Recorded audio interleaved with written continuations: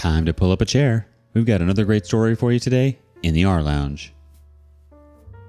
Are people dangerous when they have nothing to lose? Today in rLounge, we're back again with this mother and son duo who just didn't learn the first time.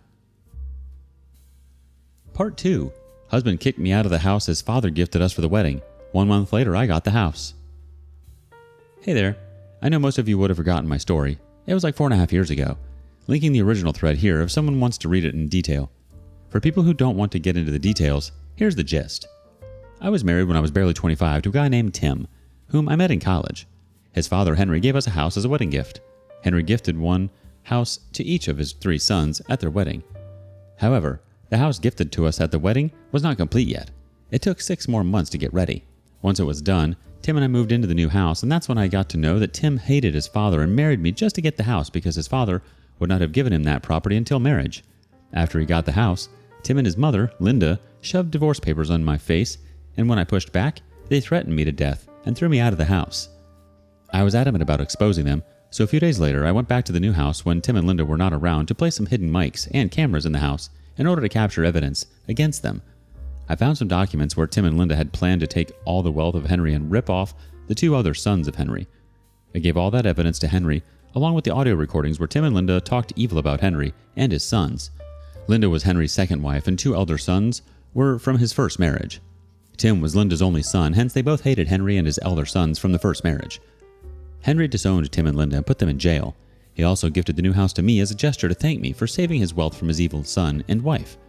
I mentioned in my last update as well that I was hesitant to take the house from Henry, but after much insistence, I took it. But when I visited the house, I felt haunted, so I sold off that property. Since that house was located at the most premium location in the city, it was sold at a premium price. I used that money to buy a bigger house near my parents' home, which was a little less expensive place, and the remaining money I used for my higher education. Soon after my divorce got settled, I enrolled myself in a master's program at Boston.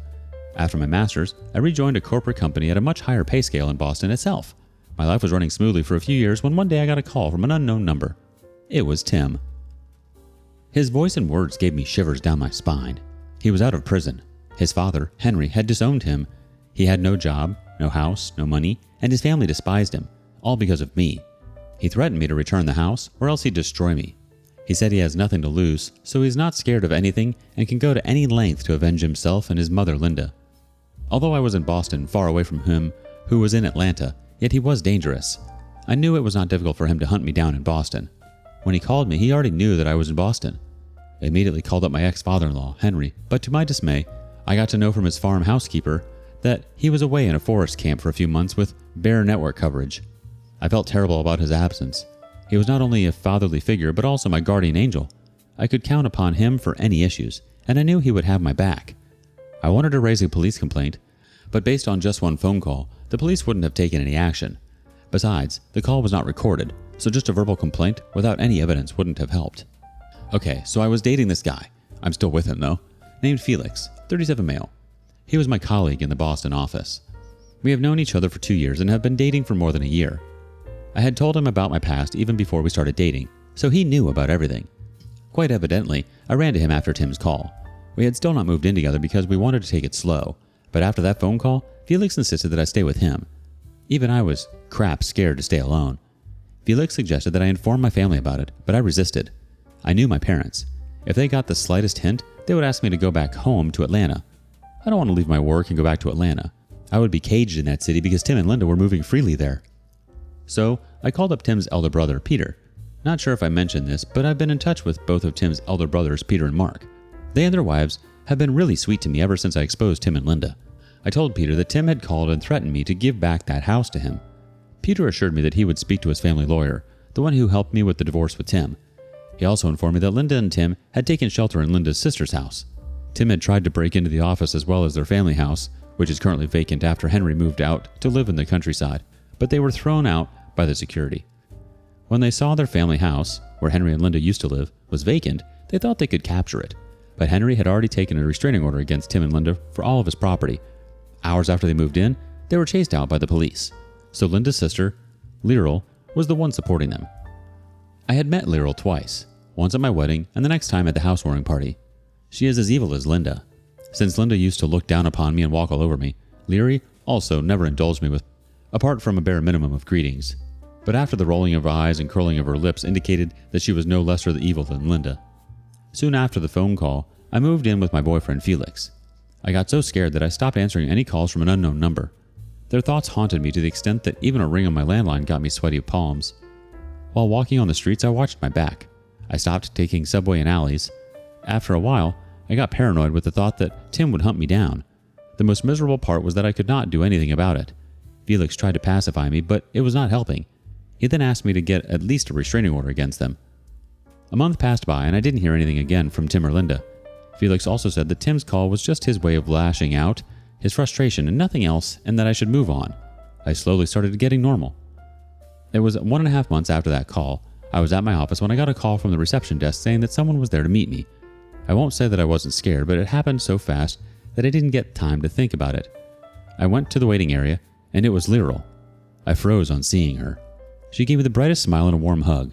She whispered into my ears to meet her alone. I took her to the cafeteria because that was the safest place for me. Lyral said that she went to my apartment as well, but the security of the building told her that I had moved out a month ago. They had every detail about me, my company, my residency, everything. Thank God I did not disclose about Felix or any social media platform, or else she would have shown up at his place. She said that I had destroyed Tim and Linda's life, hence they were not going to spare mine. She told me that she was the one who had bailed them out, but they were not allowed to travel outside Atlanta for 1 year, hence Lyral was there to meet me on their behalf. She also threatened me, saying that I should give them what is theirs, i.e. the house, or else it would not be difficult for Tim to bypass the law and meet me in Boston, but that would be very severe for me. She looked at me with cold eyes and said that Linda had no motive to live. Her husband had disowned her, and her only son is homeless and living in poverty, hence she would not mind going back to jail, which means she is capable of committing any crime. I was at a loss for words, but somehow I gathered the courage and said that the house was given to me by Henry, hence they should speak to him directly instead of harassing me. Henry had ripped them off, not only with the house, but also with the property and company shares, so why are they only behind me? Lyral replied that they would take everything back one by one, but first, they needed the house. It was Tim's dream house. I told her that I had already sold the house, so there was no way by which I could return the house. She said that they knew that I had sold the house and bought another one, hence, they demanded money from me. You know how much she demanded? $2 million. My eyes almost gorged out in shock. I told her there was no way I could arrange for such a huge amount of money. She replied that they had done the calculation. If I sold my house and my parents' house, I'd be able to pay them that much amount of money. I was so scared and shocked that I could not say anything further. She stood up from the table, saying that I had a week to think about the deal and respond to her. When I returned to my workstation, I was sweating profusely. Felix works on a different floor as he is from a different department. I called him up and asked him to meet me in the conference room. I was terrified to step out with him because of Lyral. If she gets to know about Felix, she will unnecessarily trouble him. He came running down within a few minutes. I narrated to him the entire ordeal. While leaving the office, I left my car at the office parking and asked another colleague to drop us off. After I moved in with Felix, we used to travel together, either in my car or his. That day, we came to the office in my car. I gave the notice to my manager that I would be traveling home for 2 weeks, hence I would be working remotely. I didn't go home, nor did I tell my parents. I have locked up myself at Felix's house, waiting for the week to be over and see their next move. Felix has also taken approval to work remotely for that week to support me. I called up Peter and Mark and told them about Lyral's demand. They said that it would have been just a threat and that I should not take them seriously. The thing is, they have not seen the monstrous face of Tim and Linda, but I have. They have only heard about their criminal motives, but didn't witness their cold, murderous eyes. I know they can stoop to any low to get what they want.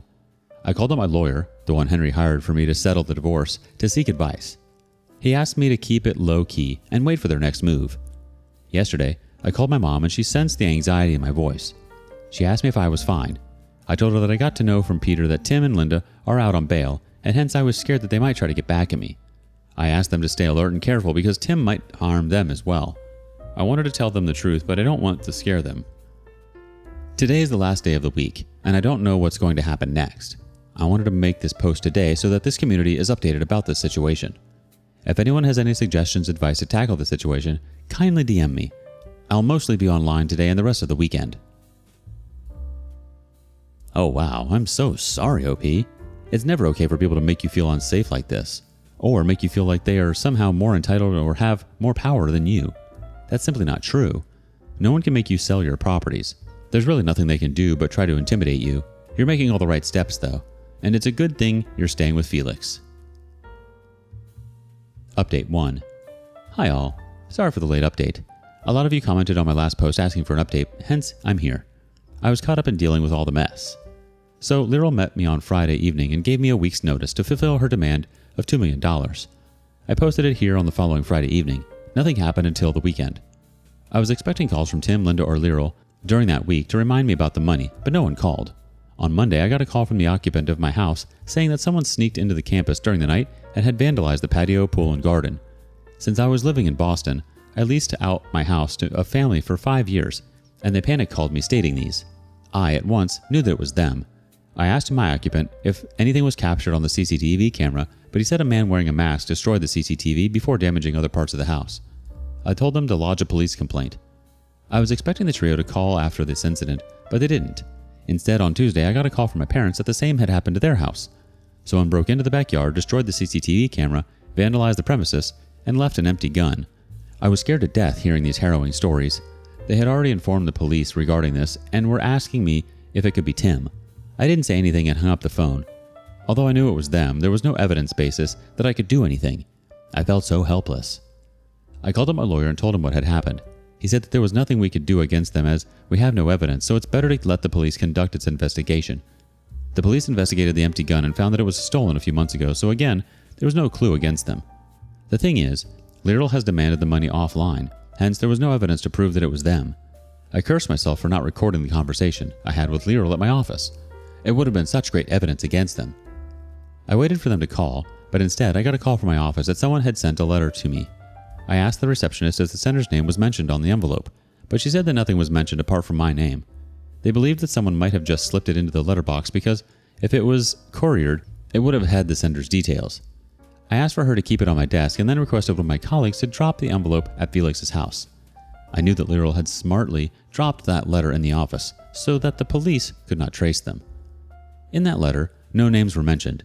It said, "You've breached the timeline that was given and you already have seen the result of that.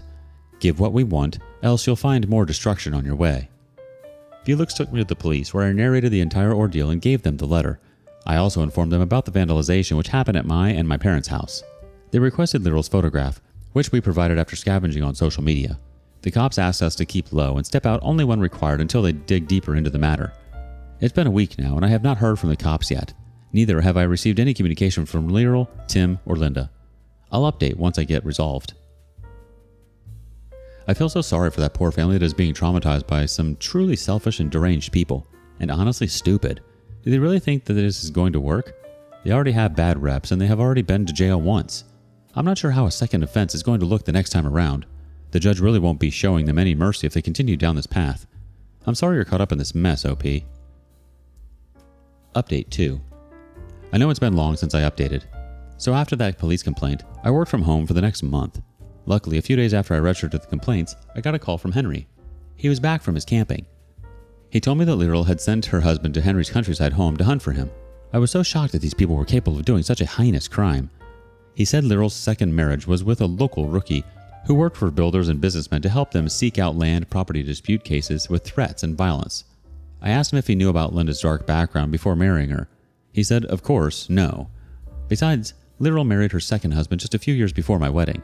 Henry and I guessed that probably Tim and Linda turned criminal after Lyral's husband's entry into the family dynamics. People with criminal motives often instigate others for the same. Henry asked me to calm down as he was handling the matter. I was relieved to have him back. I felt like my superhero was back to save me. Trust me, it was the same feeling. A week later, Felix got a message on his phone from the security team of his apartment that a lady was trying to break into the complex in the wee hours of the morning, but she was caught in action by the security guards and the same was captured on camera. Her footage was circulated to all the residents of the building to see if anyone knew her. We immediately called the police and provided them with the information. A few days later, she was detained by the Boston police as the security officers of Felix's apartment had also registered a complaint against her. Upon questioning, she said that she just wanted to meet me. I was her distant relative and was upset with her and not responding to her calls, hence she wanted to break into the house to meet me. I had already lodged a complaint against her, so the cops didn't believe her and just deported her back to Atlanta. Meanwhile, Henry went back to Atlanta to straighten out the issue with Tim and Linda. He used his power to get Tim and Linda arrested for breaking into his property. In the investigation, it was found that Lyral and her husband had bailed Tim and Linda on the condition that they would get back the house from me and give them a 60% share of the house, which was $1.2 million of the $2 million she demanded from me. Hence, they both were kind of working for Lyril. It was not Linda or Tim who wanted to get revenge. Maybe they wanted to, but it was more of Lyril who was greedy about my house. Henry's lawyer informed that Tim and Linda broke down during the interrogation and confessed that they wanted to restart their life, but to fulfill Lyril's demands, they had to comply. They were living in her house and she was providing it for them, hence they had to listen to Lyril and her husband. Henry withdrew the charges against Tim and Linda and instead pressed it on Lyril and her husband. The investigation also revealed that the vandalization that happened at my house and my parents' property was also done by Lyril's husband, hence both husband and wife were booked with criminal charges. After all this, Henry decided to give the family house to Linda and Tim so that they could have a roof over their head. Henry said that they have already served the punishment for their crime by spending those many years in jail and living in poverty. Besides, Tim was his son who swore to mend his ways. While talking to me, Henry broke down saying that it was a matter of a few years or months before he would be gone, hence he didn't want anyone to suffer. His lawyer also suggested leaving something to Tim and Linda so that they don't get into criminal paths. People become dangerous when they have nothing to lose. That was the reason I was scared, because Tim and Linda had lost everything, and they could do anything to get it back. Tim got the house where his parents used to live and 2 other properties which was rented out, but nothing from the company. Henry made it clear that he wouldn't let Tim enter the business, but he also ensured that he had enough to lead a decent life. During the investigation, Tim confessed to the police that he had threatened me over the call asking for the house. The cops made them sign a document saying that they would never contact me or try to harm me if anything suspicious happened to me. Tim would be the one who would be questioned first. He agreed to leave me alone and not bother me ever. I was in Atlanta when all of this happened. I went to my parents' house only when Henry was there, and I knew he was dealing with it well. Felix also accompanied me to Atlanta, but he remained low-key. After everything was over, I invited Henry to my parents' house for dinner and introduced Felix to everyone. The circumstance strengthened the bond between Felix and me. We have not decided on the date yet, but I think marriage is on the cards soon. Besides, I'm waiting for him to propose to me with a ring. Yeah, why not? I'm glad you have a guy like Felix in your life, and thank goodness for Henry. It's sort of shocking that he actually gave them the family house after all they did. I mean, yeah, living in poverty and being homeless can make people desperate, but that only leads down one way. And the fact that they were still acting out and being violent after they were bailed out, despite the circumstances, meant that they really didn't learn anything. I'm not sure their hands were tied in the matter despite Lyril's involvement. Both Tim and Linda could have been bailed out and went to speak to Henry about things. I mean, he seems like a pretty fair guy considering he just gave them a house and kept them off the streets. I'm sure if they went to him, he could have figured something out with Lyril. But then again, maybe Lyril scared both Tim and Linda too. What do you think? Thank you for following along for part 2 today. Before you go, be sure to like and subscribe and hit that notification bell. If you have something you want to share regarding today's content, we want to hear it. See you next time in the rLounge.